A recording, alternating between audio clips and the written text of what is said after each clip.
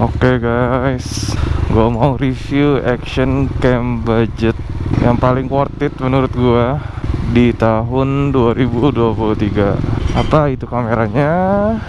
Kameranya yang lagi gue pakai sekarang itu adalah GoPro 5 Hero Black dengan harga kurang lebih di kisaran 2 juta lah ya untuk satu unit kameranya gitu loh. Tapi memang itu bukan barang baru, jadi kalian belinya itu harus second karena memang barunya udah, yang resmi udah nggak ada ya setahu gua gitu. Nah, rata-rata harga secondnya di 1,9 sampai 2,4 juta tergantung kondisinya lah. Nah, kenapa pertanyaannya, kenapa itu jadi action cam budget paling worth it bagi gua? Karena semua fitur-fitur yang dibutuhkan oleh sebuah action cam yang penting gitu ya, yang basic-basicnya yang penting itu udah ada di GoPro 5 Black ini guys. Bagi gua itu yang penting ada 3 lah ya buat action cam kalau kalian mungkin mau motovlog atau vlog sehari-hari lah gitu ya. Yang pertama itu angle kamera. Sebelumnya karena gue pakai Akaso V50X, angle kamera super wide-nya itu kepotong banget. Nanti mungkin gue kasih lihat hasil videonya ya. Itu dengan resolusi yang standar lah ya. Oh, standar atau tingginya pun itu sama sih. Jadi hasil videonya itu sangat-sangat kepotong. Jadi angle motornya mungkin nggak kelihatan, atau kalau mau kelihatan angle motornya, angle langitnya yang nggak kelihatan gitu loh. Jadi agak kurang gimana gitu ya, kurang greget gitu bagi gua. Nah, pas gue lihat review-review di GoPro, nah ternyata dari Hero 4 sebenarnya udah ada fitur super view-nya yang oke menurut gua. Tapi gue lebih pilih Hero 5 mungkin karena lebih baru aja ya dibanding Hero 4. Menurut gua akan lebih simple buat maintenance-nya mungkin, atau aksesorisnya gitu, karena lebih baru dan banyak yang sama juga dari aksesorisnya. Karena Hero 5, Hero 6 sama Hero 7 itu kan mirip-mirip ya. Nah, itu yang pertama, angle kameranya bagi gue yang penting. Yang kedua itu hasil suara rekamannya, khususnya untuk motovlog ya, karena gue sering pakai kameranya itu di jalan guys. Jadi suara yang oke, gak banyak masuk suara angin, itu menurut gue jadi pilihan yang harus dipertimbangkan gitu. Nah, gue lihat-lihat lagi itu sama lah kayak tadi angle kamera, ternyata hasil suara yang dihasilkan oleh GoPro Hero 5 Black ini itu ya kayak gini guys. Ini dengan mic adapternya lagi, tapi ya dengan mic adapter plus mic eksternal yang kurang lebih harganya 50 ribuan lah.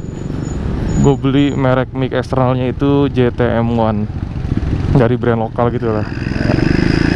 Nah, itu hasilnya udah ya kayak gini guys, dibanding ya balik lagi sama sebelumnya gue pakai Akaso V50X. Itu hasil suaranya aduh kurang deh ya. Nanti gue kasih lihat sedikit ya gimana hasil suara dari Akaso V50X. Ini lancar tapi rame. Sama-sama pakai mikrofon eksternal gitu. Jadi udah dapet nih dua nih, angle kamera sama hasil suara yang oke. Itu udah cukup banget guys. Sebenarnya 2 poin itu aja cukup gitu. Tapi ada fitur satu lagi yang menurut gue worth it, yang menurut gue oke lah gitu ya. Itu ada namanya quick capture. Jadi hidup kalian dibikin lebih simpel lah guys. Kalian menghemat waktu kurang lebih 5 sampai 10 detik buat ngerekam video kalau mau motovlog khususnya ya. Pas lagi di jalan gini ya, pencet sekali di bagian atas si GoPro-nya itu udah auto ngerekam guys. Akan langsung ngerekam video ya, tergantung default yang kalian mau setting lah. Kalian mau ketika dipencet itu ngerekam video atau ngambil foto gitu. Nah tapi di sini gue langsung setting buat ngambil video. Jadi ya udah tinggal dipencet udah ngerekam. Kalau misalnya udah selesai, ya udah pencet lagi aja, dia udah auto matiin plus langsung saving hasil videonya gitu guys.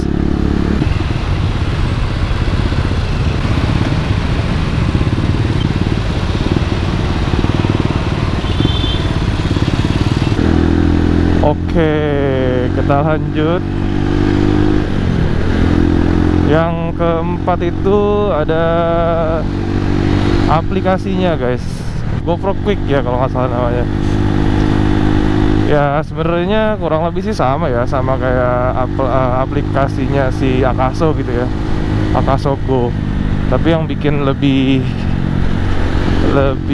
asik itu dia lebih simple tampilan interface-nya guys.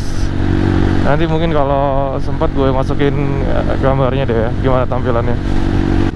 Nah kalau di GoPro Quik ini kalian udah connect nih sulunya. Ya sama lah, kalau proses connectin awalnya sama kurang lebih kayak yang lain, kayak Akaso gitu. Nah kalau udah connect, bisa connect. Besok kan ini kalian mau connectin handphone kalian lagi ke si GoPro, itu tinggal buka aplikasinya, terus nggak perlu nyalain kameranya, cukup buka aplikasinya, ada tombol power on, udah langsung kalian mau lihat hasil rekaman kalian gitu, atau kalian mau ngerekam lagi buat ngelihat previewnya, itu udah bisa guys. Jadi lebih simpel lagi, sekali lagi dia lebih simpel, ngehemat waktu kalian lagi, mungkin bisa 1 menit ini 30 detik sampai 1 menit lah kurang lebih. Jadi sangat bermanfaat bagi gua si GoPro Hero 5 dan fitur-fiturnya ini. Tapi memang kalau dibanding sama Akaso V50X ini, dia ada beberapa kekurangan ya guys. Selain kelebihan-kelebihan yang tadi gua udah sebutin lah gitu ya. Yang pertama, baterainya itu cukup mudah habis. Jadi kalau si Akaso V50X itu baterainya bisa, satu pieces baterainya itu bisa buat ngerekam, perbandingannya ya mungkin dengan resolusi yang sama gitu, resolusi rekaman yang sama bisa ngerekam sekitar 2 jam mungkin. Gue pernah ke puncak ngerekam pakai Akaso, itu bisa 2 jam kurang lebih satu baterai. Nah kalau si GoPro ini satu baterainya itu bisa ngerekam mungkin 1 jam lebih sedikit ya guys ya, kurang lebih 1 jam 15 menit gitu. Jadi memang baterainya agak sedikit lebih boros aja. Kalau kalian mau pakai ini buat touring-touring, ya mungkin mesti beli stok baterai yang lebih banyak gitu guys, dan harus beberapa kali ganti gitu. Misalnya kalian seharian ya mungkin bisa 5-10 kali ganti, enggak kebanyakan kali ya. Nah yang kedua guys, itu transfer datanya. Kalau kalian pakai handphone ya nggak masalah lah, sama kurang lebih sama Akaso. Kalian tinggal connect ke aplikasinya, terus download hasil rekamannya. Tapi itu tuh lama guys. Gue biasanya itu pakai kabel data, jadi mencolokin ke komputer, pindahin datanya, udah gitu, kelar, cepet. Paling satu video 20-30 menit, ya transfer datanya 2 menit lah. Nah kalau di GoPro Quik ini dia nggak bisa guys. Kalian harus punya iMac kalau mau download aplikasi GoPro Quiknya yang resmi gitu ya. Itu nggak bisa. Jadi nggak ada pilihan lain selain dari handphone tadi, atau ya gue kemarin cari solusinya itu gue beli adapter micro SD. Jadi gue mesti lepas dulu micro SD nya, gue pasang di adapter, terus gue colokin ke port USB di PC gitu. Ya jadinya nggak simple. Kalau mau cari yang simple kayak tadi kan, kelebihannya kan banyaknya simple tuh. Nah ini buat pindahin datanya kurang simple lah guys. Nah itu kekurangan kedua menurut gua. Nah yang terakhir guys, kekurangannya menurut gua itu aksesorisnya. Kayak tadi gue bilang, kalau kalian mau ngerekam pakai mic eksternal kan kalian mesti beli mic adapter.